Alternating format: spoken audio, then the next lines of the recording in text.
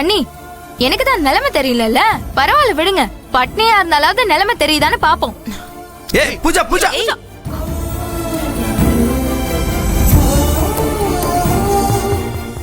அக்கா அவ ஏதோ ஒரு நினைப்பட இப்படி பண்ணிட்டா. தயவு செஞ்சு நீ எதையும் தப்பா எடுத்துக்காதக்கா. நான் போய் அவட்ட என்ன எதுன்னு பேசிட்டு வரேன்.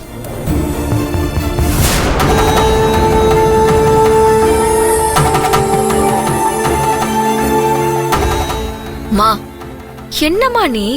அவதான் சின்ன பொண்ணு, விவரம் தெரியாம ஏதோ பேசுறானா? அவளுக்கு சமமா நீயும் மல்லு கட்டி பேசிட்டு இருக்க. இப்ப பாரு, ஒரு வாய் கூட சாப்பிடாம எழுந்திருச்சு போறா.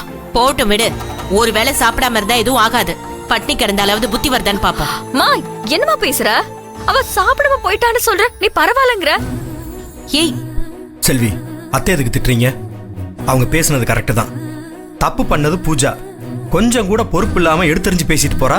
எங்க இருந்து வந்துச்சு இந்த தைரியம் எல்லாம்? என்னைக்கு இல்லாம சாப்பாட்டு மேல கோவத்தை காட்டினா என்ன அர்த்தம்? என்ன வேலு, நீங்களும் அம்மா கூட சேர்ந்துக்கிட்டு இந்த மாதிரி பேசுறீங்க? அவளுக்கு பிடிச்சத நம்ம கிட்ட கேட்காம வேற யார்கிட்ட கேப்பா? விவரம் இல்லாம எப்படி அதை கேட்கணும்னு தெரியாம இப்படி பேசிட்டு போறா.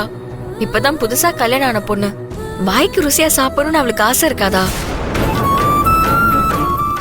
பசி தாங்க மாட்டா, ஒரு வாய் கூட சாப்பிடாம போயிட்டா. செல்வி, அத்தை சொல்ற மாதிரி நீங்க தான் பூஜாவுக்கு அதிகமா செல்லம் கொடுத்து கெடுத்து வச்சிருக்கீங்கன்னு நினைக்கிறேன். நாளையில இருந்து ஒழுங்கா அவளை சமைக்க விடணும். அப்பனா தான் சாப்பாடோட கஷ்டம் என்னன்னு புரியும். வேலு, அது எல்லாமே நான் பாத்துக்கிறேன். முதல்ல நீங்க சாப்பிடுங்க.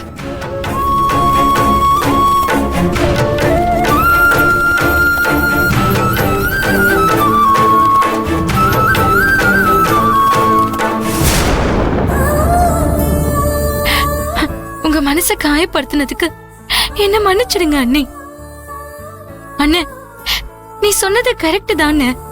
என்னைக்கும் இல்லாம நான் இன்னைக்கு வேற மாதிரி தான் நடந்துக்கிட்டேன். நீங்க என்ன முழுசா வெறுக்கணும், அப்பதான் நீங்க நல்லா இருப்பீங்க.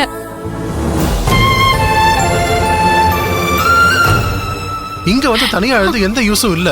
இதெல்லாம் நீயா தேடிக்கிட்டது தானே. இதெல்லாம் உனக்கு தேவையா? எதுக்கு பூஜா இந்த நாடகம் எல்லாம்? இப்ப நீ பேசிட்டு வந்தது அவங்க மனசை எவ்வளவு கஷ்டப்படுத்திருக்கணும் உனக்கே தெரியும்ல. அதை பத்தி கொஞ்சமாச்சும் யோசிச்சு பாத்தியா? இத பாரு பூஜா, சொன்னா கேளு. செல்வி அக்கா கிட்ட நீ வேணும்னே அப்படி பேசலன்னு எனக்கு தெரியும். அது தெரிஞ்சுமே நீ பேசினதை கேட்டு என்னாலே தாங்க முடியல, எனக்கே கோவம் வருது. அப்படி இருக்கிறப்போ உண்மை தெரியாத செல்வி அக்கா அங்க என்ன பாடுபடுவாங்கன்னு யோசிச்சு பாத்தியா? உன்னையும் நீ வருத்திக்கிட்டு அவங்களையும் காயப்படுத்துற. இதெல்லாம் நமக்கு தேவையா பூஜா? என்னால பிரிஞ்சு போன குடும்பத்தை நான் ஒண்ணு சேர்த்தே ஆகணும். அதுக்காக எந்த வலியையும் காயத்தையும் ஏத்துக்க நான் தயாரா இருக்கேன். என்னால அண்ணனும் அண்ணியும் படுற கஷ்டத்தை விட இது ஒண்ணும் பெருசு இல்ல. நான் ஒரு முடிவோட தான் இருக்கேன்.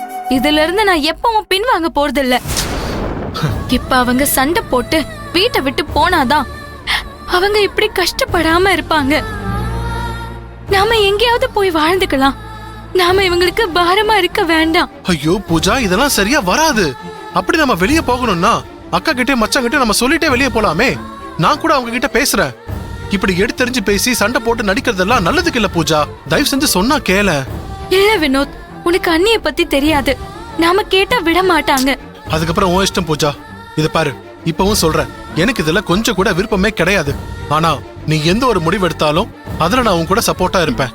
இது போதும்டா, ரொம்ப தேங்க்ஸ். நீ என் கூட இருப்பல்ல, அது போதும். சரி, அழாத விடு.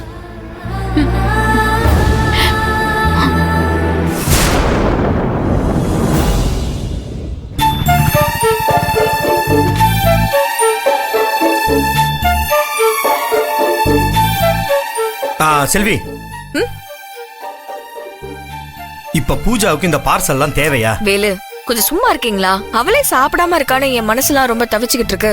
ஃபர்ஸ்ட் நம்ம பூஜாவை சமாதானப்படுத்தி சாப்பிட வைக்கலாம். இதெல்லாம் கொஞ்சம் கூட சரியில்லைங்க. அவளுக்கு திமிரு அதிகமாயிருச்சு. அத அத்தன் கூட பார்க்காம இப்படி பேசிட்டு இருக்கா. வேலு, அவளுக்கு கல்யாணம் தான் ஆச்சே தவிர அவளுக்கு இன்னும் விவரம் வந்த மாதிரி தெரியல. இன்னும் கொஞ்ச நாள் போனா எல்லாமே சரியாயிடும். வாங்க மா. பூஜா தூங்கிட்டாளா? அங்க பாரு.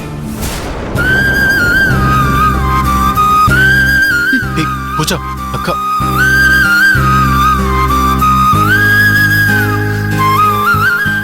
இவளுக்கு என்னைக்குதான் புத்தி வருமோ தெரியல.